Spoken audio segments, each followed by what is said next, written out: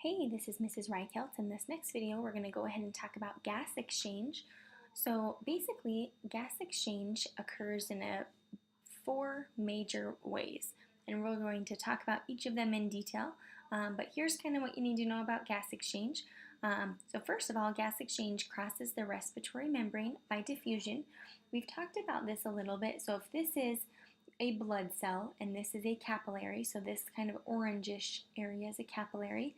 Basically what's happening is in your alveoli, you're going to have a whole bunch of oxygen molecules in there, which allows a high concentration to build up. Then, because diffusion moves from areas of high to low concentration, that oxygen is just going to diffuse across using no ATP. Similarly, your carbon dioxide is going to be built up in your blood cells, and you want to get rid of those. So the same thing is going to occur. The carbon dioxide is going to diffuse across that membrane now into the alveoli, which will then take that carbon dioxide out of your body. So oxygen enters the blood. At the same time, carbon dioxide will enter the alveoli. The alveolar macrophages, which are basically, a macrophage is kind of like a cleaner, so it's going to find anything that's foreign. We call them dust cells sometimes.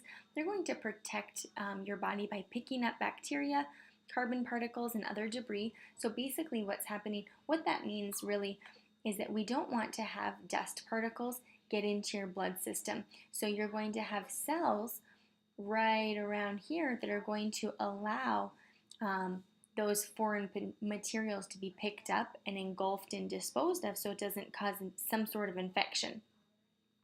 The next thing that we need to talk about is the surfactant. Surfactant is a lipid molecule and it coats the gas-exposed alveolar surfaces. Surfactant is what causes a baby's lungs to be underdeveloped if they're born prematurely.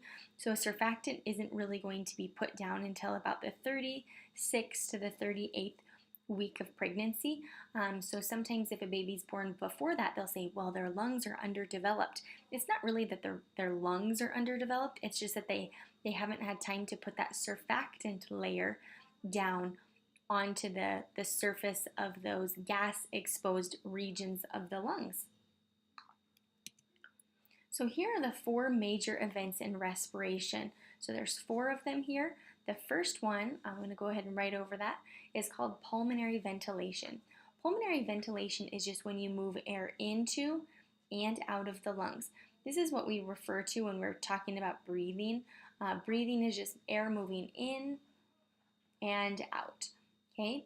Then the second event in respiration is called external respiration.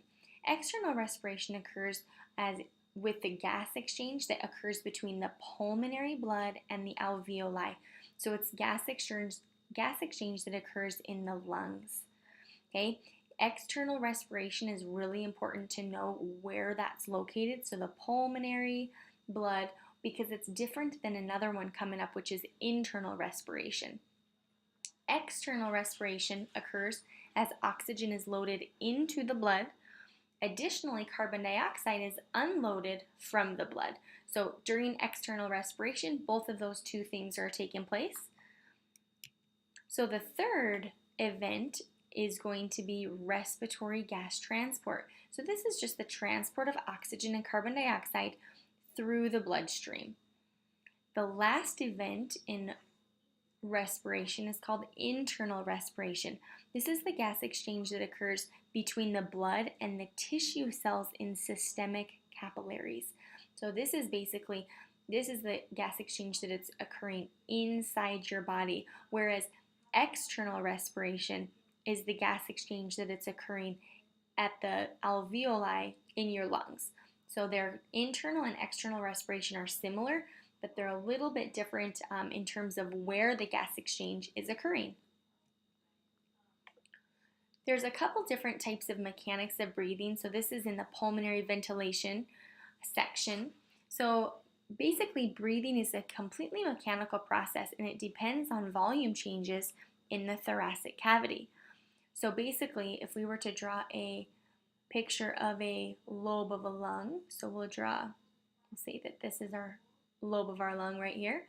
Basically what that's saying is if this is in a thoracic cavity and this is your heart, you're going to have pressure on the outside of the lungs, pressure on the inside of the lungs, and then you're going to have pressure in the atmosphere. So you're going to have atmospheric pressure.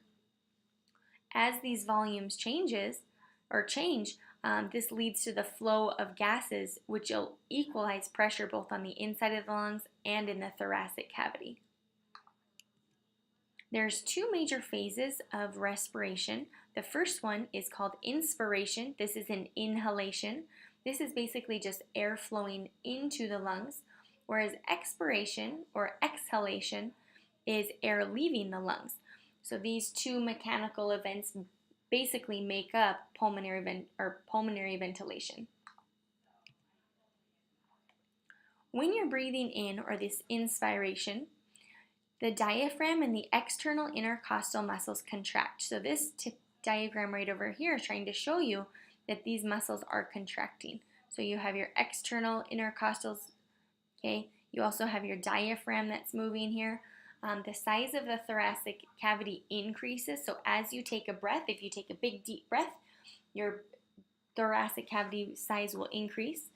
The external air will be pulled into the lungs due to a couple of different things. The first one is an increase in intrapulmonary pressure. So if I draw another set of lungs here, intrapulmonary is really what it is, but I don't have enough space to write all that. So intrapulmonary pressure is on the inside, and then you're going to have thoracic pressure on the outside. So as you have a decrease in gas pressure, your inspiration will also occur. So if we look over here, the intrapulmonary pressure is going to be pretty low, okay, as we're basically taking in atmospheric pressure. As we have an inspiration, then we're going to be moving up, meaning that the pressure is going to increase, okay? And then during expiration, it's going to then decrease again. During an expiration, okay, this is largely a passive process in which the lungs are going to depend on their elasticity. So elasticity just means that the ability to sort of stretch and not break. Okay, as muscles relax, the air is pushed out of the lungs due to a decrease in pressure, and you'll see that decrease in pressure that's occurring right there. Okay, and as well as an increased gas pressure. The forced expiration can occur mostly by contracting internal intercostal muscles that depress the rib cage. So basically your ribs are their decreased pressure is going to force your ribs, I guess, closer together towards your contracting muscle, which decreases the gas pressure. So the major pressure differences that occur in the thoracic cavity, you have normal pressure within the pleural space is always negative. So the pleural space is going to be, basically this is the lungs, and then the pleural space is right in here. Oh, I'm not drawing a very straight, a very good line there. But you're going to have negative pressure, which is your intrapleural pressure. The intrapleural pressure is the pressure that's not exactly in your lungs, it's in the thoracic cavity or the space.